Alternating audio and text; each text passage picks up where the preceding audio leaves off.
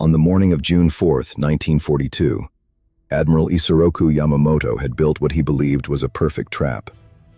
He had assembled the most powerful naval force Japan had ever sent to sea.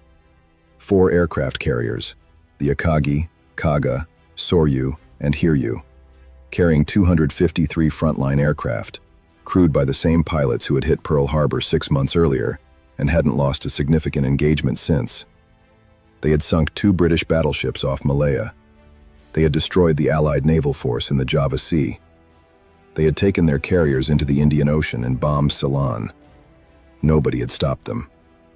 The plan for Midway was simple: bomb the island, force the American carriers to respond. When they arrived, destroy them. End American naval power in the Pacific before the industrial machine that Yamamoto had studied firsthand. The factories in Detroit, the shipyards in California, could produce enough ships to make the outcome inevitable. It was a good plan. It was based on an accurate reading of American weaknesses. And it failed because Yamamoto didn't know what the Americans knew. What the Americans knew was everything. Commander Joe Rochefort and his team at Station Hypo in Pearl Harbor had broken enough of the Japanese Naval Code, JN-25, to know the target, the approximate date, and the composition of the attacking force. When there was doubt about whether AF in Japanese communications meant Midway, they had Midway broadcast a fake message in plain text about problems with the island's water desalination plant. Japanese radio interceptors picked it up and reported back that AF was running low on fresh water. That confirmed it. Yamamoto had built the perfect trap. America had been reading his mail. What happened in the 4 minutes between 10:22 and 10:26 on the morning of June 4, 1942, destroyed the most powerful carrier force in the Pacific and changed the course of the war. But the 4 minutes weren't what won Midway. They were the last step of an intelligence operation that had been running for months. And that's the story that the movie versions always skip. To understand why Midway was decided before the first plane left the deck, you need to understand 2 things simultaneously: what Yamamoto was trying to accomplish, and why he assumed he could get away with it. Yamamoto had spent time in the United States. He studied at Harvard. He traveled through American industrial centers and understood something that most of his colleagues didn't want to hear: that if Japan got into a prolonged war with America, American industrial capacity would produce ships, planes, and weapons at a rate Japan couldn't match. His calculation in 1941 was that Japan had roughly a year of operational freedom before the American machine hit full production. Pearl Harbor bought that window, but it didn't close it permanently, because the American carriers weren't in port that Sunday morning. The Hornet and Enterprise had survived. The Lexington had been sunk at Coral Sea in May 1942. The Yorktown had been severely damaged at the same battle. Japanese intelligence estimated it would need 3 to 6 months of dry dock repairs before it could operate again. It took 72 hours. Admiral Nimitz ordered emergency repairs that the Pearl Harbor shipyard executed, working continuously, literally without stopping, for 3 days. The Yorktown left dry dock with partial repairs, but enough to launch aircraft. Yamamoto sent 4 carriers to Midway expecting to face 2. He faced 3.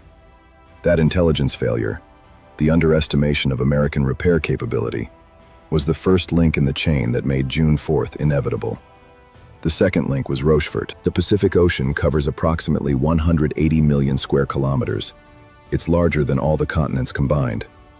Finding an enemy fleet in that space without prior intelligence is statistically equivalent to finding a specific object in an ocean without knowing where to look. In 1942, aircraft reconnaissance had a radius of roughly 700 kilometers from base. Intelligence wasn't an advantage at Midway. It was the only thing that made the battle possible. The morning of June 4th began with a Japanese advantage that was crushing on paper. The Kido Butai, Japan's first air fleet, was the most powerful carrier formation the world had ever seen. Its 4 carriers, 253 aircraft, and veteran crews had been essentially undefeated for 6 months. Against them, 3 American carriers with roughly 233 aircraft, many of them inferior to their Japanese equivalents in raw performance. The F-4F Wildcat was slower and less maneuverable than the Zero at low altitude. The TBD Devastator torpedo bomber was so slow and vulnerable that in practice it was a death sentence for its crew every time it attacked without perfect fighter escort. What the Americans had was information, and Nimitz used it in a way that required trusting his intelligence officers over his own instincts, and over significant institutional skepticism. When Rochefort's team concluded that the Japanese target was Midway, there were senior naval officers who didn't believe it. Admiral Robert Theobald, one of Nimitz's senior commanders, was convinced the Japanese were targeting the Aleutians, or even the West Coast. The intelligence assessment was contested. Nimitz sided with Rochefort. He positioned Task Force 16 under Admiral Raymond Spruance, Enterprise and Hornet, northeast of Midway, outside Japanese search range, waiting for the moment the Japanese carriers would be most vulnerable. Task Force 17 under Admiral Frank Jack Fletcher, Yorktown, joined them. The first American attack was a disaster. The Devastator torpedo bombers from VT-6, VT-8, and VT-3 attacked the Kido Butai in 3 successive waves, without effective coordination, and without the fighter escort they needed. The Zeros destroyed them almost completely. VT-8 from the Hornet lost 15 of 15 aircraft. VT-6 lost 10 of 14. VT-3 lost 10 of 12. Of 41 torpedo bombers that attacked, 6 came back. Not one torpedo hit. It was the highest loss rate in American naval aviation history, and it was what made the 4 minutes possible. Ensign George Gay, the only survivor of VT-8, floated in the Pacific for hours after his plane was shot down, watching the battle develop from water level. He described what he saw in his memoirs. "I was in the water holding myself up with a floating seat cushion, watching everything happening from sea level. I watched the Zeros destroy my squadron one by one. There was nothing I could do. And then I saw something I didn't understand at first. The Zeros that had been attacking the Devastators started climbing to reposition. And in that moment from above came the Dauntlesses. I don't know how to describe what I felt. It was like watching the hand of God." What Gay described without knowing it was the exact technical mechanism that made the 4 minutes possible. The Zeros that had dropped to low altitude to destroy the American torpedo bombers didn't have time to climb back to altitude to intercept the Dauntless dive bombers arriving from 6,000 meters. The sacrifice of the torpedo bomber squadrons had left the Japanese carriers without air defense at the critical moment. It wasn't deliberate coordination. The dive bomber squadron from Enterprise arrived at that moment after getting lost in the search and finding the Kido Butai by accident, following the wake of a Japanese destroyer. But the result was the same. If this is giving you a different way to think about how intelligence wins wars, subscribe and hit the bell. New video every week at this level of detail. Back to the story. At 10:22 a.m. on June 4, 1942, the Dauntless dive bombers from Enterprise in Yorktown began their simultaneous attacks on the Akagi, Kaga, and Soryu. What those bombers found was a situation that Nimitz's intelligence had predicted, and Yamamoto's planning had inadvertently created. At 7:28 a.m., a Japanese reconnaissance plane had spotted 10 American ships to the northeast. It didn't initially identify carriers. Admiral Nagumo, commanding the Kido Butai, ordered his reserve strike force, which had been armed with torpedoes and armor-piercing bombs designed to sink ships, to stand by while he recovered and rearmed the planes returning from the Midway strike. At 8:09, the same reconnaissance plane corrected its report. There was an American carrier. Nagumo faced an immediate decision.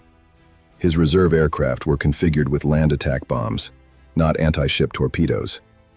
Reconfiguring them would take between 30 and 90 minutes. During that time, his carriers would be in maximum vulnerability.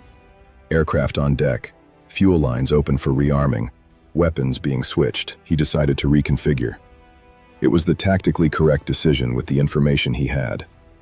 It was also the decision that left the Kido Butai at peak vulnerability at the exact moment the American dive bombers arrived. The operational irony of Midway is perfect in its cruelty. Nagumo did exactly the right thing with the information available to him, and that correct decision destroyed him. In 4 minutes, the Akagi took 2 direct hits on the flight deck. Fueled aircraft exploded in chain reactions. The Kaga took 4 direct hits. The Soryu took 3 and sank within 20 minutes, the fastest of the 3. By mid-afternoon, the Hiryu had been found and hit by Enterprise's dive bombers. By the evening of June 4, 1942, Japan had lost 4 aircraft carriers, 252 aircraft and, most irreplaceable, the experienced pilots who flew them. pilots who had taken years to develop to operational carrier competence, and who couldn't be replaced at the speed that modern industrial war demanded. The strategic consequences of Midway are easier to state than to fully absorb. Japan took between 12 and 18 months to build a fleet carrier. Losing 4 simultaneously meant that offensive initiative in the Central Pacific, which had belonged to Japan since Pearl Harbor, passed to American hands at the exact moment American shipyard production was beginning to hit full capacity. During 1942, American yards launched 4 escort carriers and began construction of dozens more.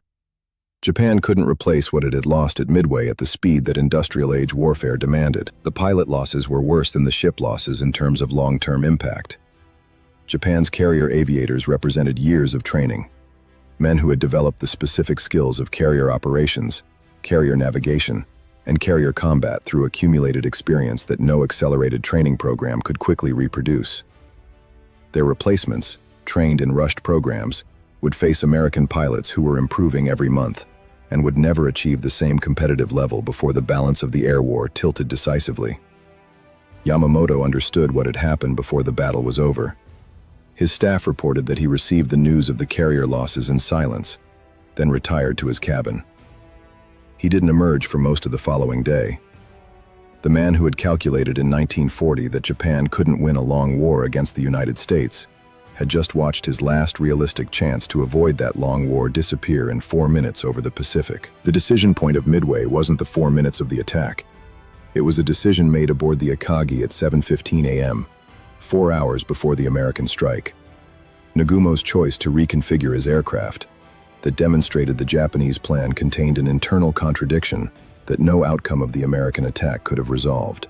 Yamamoto's plan required destroying the American carriers before American industrial production changed the equation. To do that at Midway, he needed his strike force ready to attack carriers the moment they were located. But to bomb Midway effectively, he needed his aircraft configured for land attack. He couldn't do both simultaneously with the forces he had. The trap Yamamoto built required conditions that his own plan made impossible to guarantee. Captain Mitsuo Fuchida, the Japanese aviation officer who had led the Pearl Harbor attack and was observing the Midway battle from the Akagi's deck when the Dauntlesses struck, described the moment of impact in his memoir. Suddenly, a lookout screamed, "Dive bombers!" I looked up to see 3 black enemy planes plummeting toward us. The terrifying scream of the dive bombers reached me first, followed instantly by the impact of a bomb. The first exploded in the middle of the group of planes on the flight deck. Looking around, I saw fires breaking out everywhere. Then the ship shuddered from another hit. Within seconds, the entire deck was a lake of fire. In that moment, I understood that something irreversible had happened, not just to the Akagi, but to everything we had come here to accomplish. Fuchida's phrase, "something irreversible had happened," captures the psychological dimension of Midway that operational analyses can't measure. The 4 minutes didn't just destroy 4 carriers. They destroyed Japanese certainty that they could win the Pacific War. That certainty, built on the victories at Pearl Harbor, the Indian Ocean, and the Coral Sea, was itself a strategic asset. Once gone, it was never fully recovered. Americans have a complicated relationship with the story of Midway, and specifically with the role of intelligence in the victory.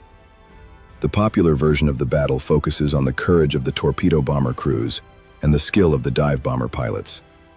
Both of those things were real. The men of VT-8 flew into impossible odds and didn't come back, and what they did made the 4 minutes possible. That deserves to be remembered, but the version that focuses only on the combat misses the part of the story that's most relevant to how wars are actually decided. The torpedo bomber crews were brave.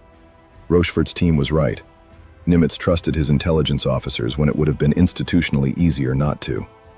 And Yamamoto, who was arguably the most strategically sophisticated naval commander Japan produced in the entire war, built a plan that failed not because he was outfought, but because he was outthought before the engagement began. This is a pattern Americans recognize in other contexts. The intelligence failures before Pearl Harbor, the intelligence failures before 9/11, the institutional tendency to dismiss analysis that contradicts the prevailing assumption. Rochefort's team faced significant skepticism from officers who didn't believe the Japanese target was Midway. If Nimitz had sided with the skeptics, there would have been no ambush. the carriers would have been in the wrong place. Midway is a case study in what happens when an institution correctly processes intelligence under pressure, and what's at stake when it doesn't. The final analysis of Midway requires confronting a paradox that's rarely stated clearly. The battle was decided by 4 minutes of near-perfect tactical execution. But that execution was only possible because of months of intelligence work that no amount of pilot skill or bravery could have substituted for. The dauntlesses that fell on the Kido Butai on June 4, 1942, didn't arrive where they arrived because their pilots were better than Japanese pilots. In some technical respects, they weren't. They arrived because Rochefort's team in Pearl Harbor knew where to look, because Nimitz positioned his carriers based on intelligence his subordinates questioned, and because the random chance of combat placed the dive bombers over the Kido Butai at the exact moment Nagumo had left his carriers most vulnerable. What Yamamoto built at Midway was genuinely impressive. A layered operational plan that should have worked against an adversary operating without intelligence.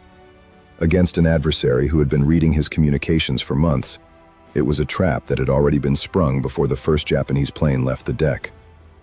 The lesson of Midway isn't about courage in combat, though the courage was real and cost real lives.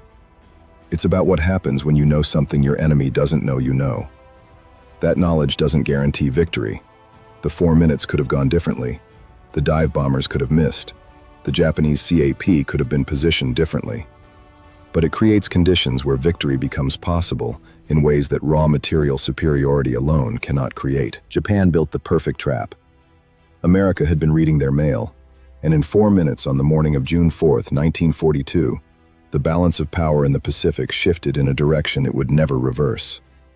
That's the lesson of Midway, and it's a lesson that military planners, intelligence agencies, and anyone who has to make decisions under uncertainty are still learning, in increasingly complex versions of the same fundamental truth. In war, what you know about the enemy is worth more than what you have to fight them with.